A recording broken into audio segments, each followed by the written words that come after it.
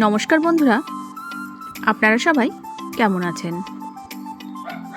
দেখুন, আজ আমি চলে এসেছি রান্নাঘরে।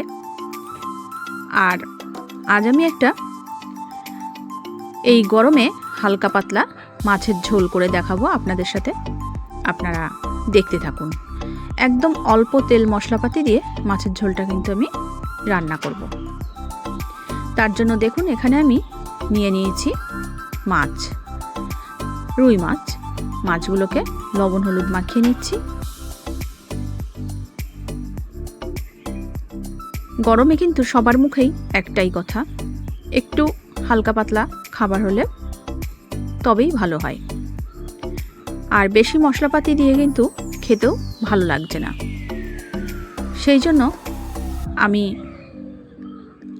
আজকে একদম হালকা পাতলা মশলা দিয়ে রান্না করব মাছের ঝোলটা। আপনারা দেখতে থাকুন, আমার সাথে থাকুন। দেখুন, প্রথমেই আমি এখানে নিয়ে নিয়েছি লম্বা লম্বা করে কেটে আলুগুলো কিন্তু আমি ভালো করে পরিষ্কার করে ধুয়ে নিয়েছি। আর মিক্সচার মেশিনের বাটিতে দেখুন, আমি একটা টমেটো আর অল্প একটু আদার টুকরো নিয়ে নিলাম। এই দুটোকে একসঙ্গে পেস্ট করে নেব। প্রথমেই বলেছি আমি কিন্তু একদম অল্প তেল মশলাপাতি দিয়ে রান্না করব। সেই জন্য দেখুন, কড়াইতে কিন্তু আমি তেলটাও কম দিয়ে দিলাম। আর মশলার পরিমাণটা তো আপনারা দেখতেই পেলেন। টমেটো আর আদা পেস্ট করে নিয়েছি। এরপর তেলটা কিন্তু গরম হয়ে গেছে, মাছগুলো ভেজে নেব। তাই এক এক করে আমি মাছগুলো দিয়ে দিচ্ছি।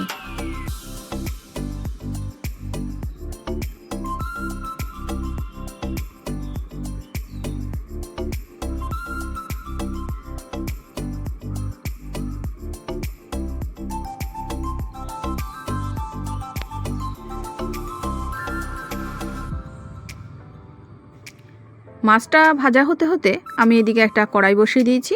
তার মধ্যে দিয়ে দিলাম তেলটাকে ভালো করে গরম করে নেব। আর মাছের আরেক পাশ আমি উল্টে দিচ্ছি। এ পাশটা ভাজা হয়ে গেছে বলে আমি উল্টে দিলাম।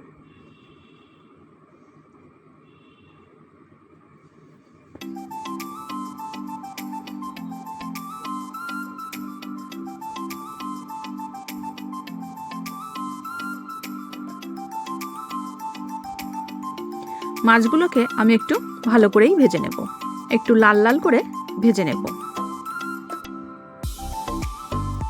এদিকে কিন্তু আমার তেলটা গরম করা হয়ে গেছে।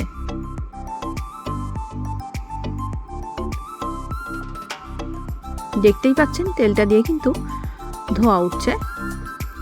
আর আমি একটু চারিদিকে, কড়াইয়ের চারিদিকটায় তেলটা লাগিয়ে নিলাম।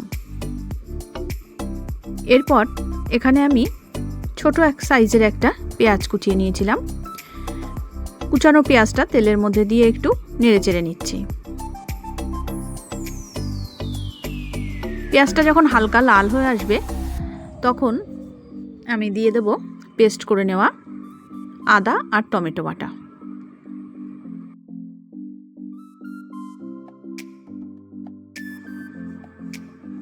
এবার আমি মশলাটাকে ভালো করে কষিয়ে নেব।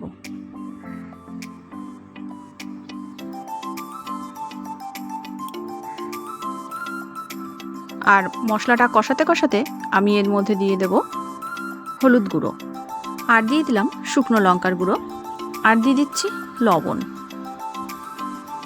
এই সমস্ত মশলাগুলো দিয়ে আমি ভালো করে নেড়ে নেব। এরপর দিয়ে দিলাম 1 চামচ জিরের গুঁড়ো।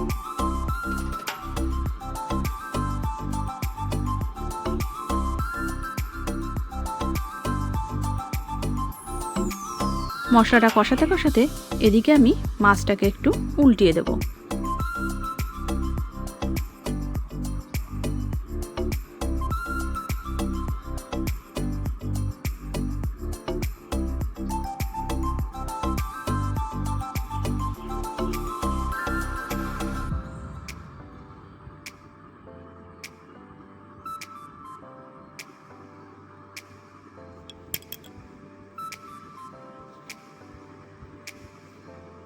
মাছটা কিন্তু ভেজে নেওয়া হয়ে গেছে, এবার আমি তুলে নিচ্ছি।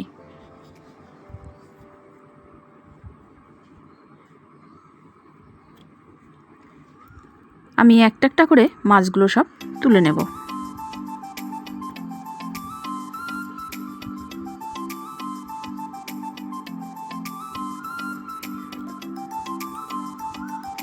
আর প্রথমেই বলেছিলাম মাছগুলো একটু লাল লাল করে ভেজে নিতে হবে, তো মাছগুলো কিন্তু আমি তাই লাল লাল করে ভেজে নিয়েছি।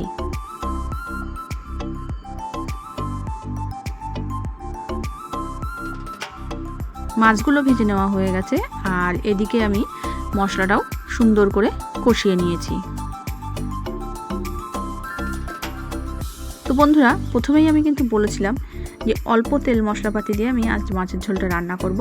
এই গরমে কেউই কিন্তু বেশি তেল মশলাপাতি দিয়ে খেতে চাইছে না, সেই জন্য আমি একদম হালকা মশলাপাতি দিয়েই রান্নাটা করে নিয়েছি। তো দেখতেই পেয়েছেন আপনারা, আমি মশলায় ব্যবহার করেছি পাকা টমেটো, অল্প একটু আদা আর পেঁয়াজ কুচি আর জিরের গুঁড়ো, ব্যাস। আমি কিন্তু আর কোনো কিছুই ব্যবহার করিনি রান্নার জন্য। আর তেলও কিন্তু আমি সামান্য পরিমাণ দিয়েছিলাম, সেটাও কিন্তু আপনারা দেখতে পেয়েছেন। তো এই গরমে আপনারাও বাড়িতে এভাবে যদি মাছের ঝোল রান্না করে খান, তাহলে আপনাদেরও আশা করি ভালোই লাগবে।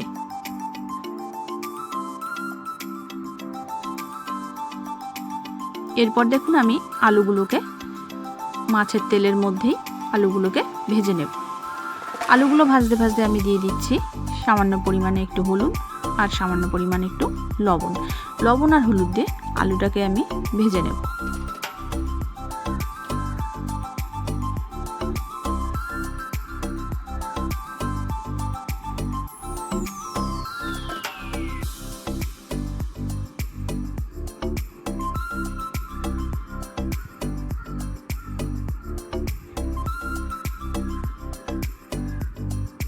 মশলাটা কিন্তু আমার কষিয়ে নেওয়া হয়ে গেছে। এরপর আমি এর মধ্যে দিয়ে দেব পরিমাণ মতো জল।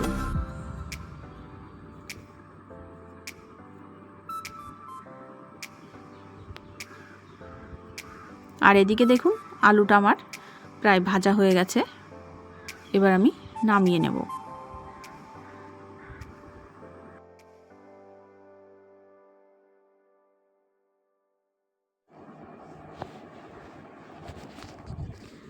আর এদিকে দেখুন মশলাটা কিন্তু আমি ভালো করে কষিয়ে নিয়েছি। এর মধ্যে আমি ভেজে রাখা আলুগুলো দিয়ে দেব। আলুগুলো দিয়ে মশলার সঙ্গে ভালো করে একটু কষিয়ে নেব।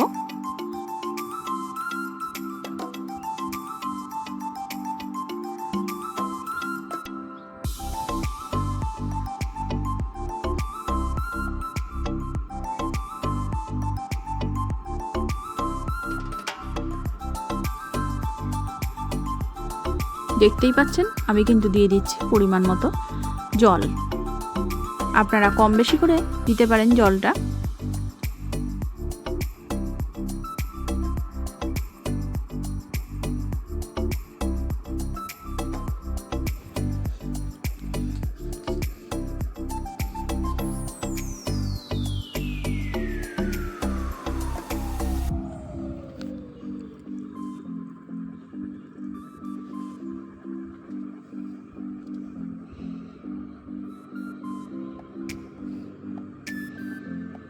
এরপর দিয়ে দেব ভেজে রাখা মাছগুলো।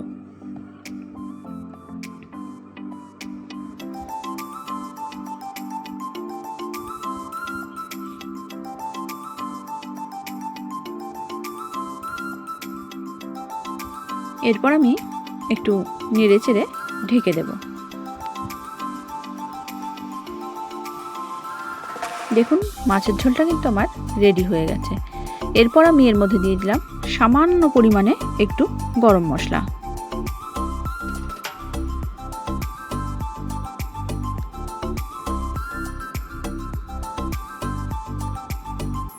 সামান্য পরিমাণে গরম মশলা দিয়ে মাছের ঝোলটা কিন্তু আমি এখন নামিয়ে নেব।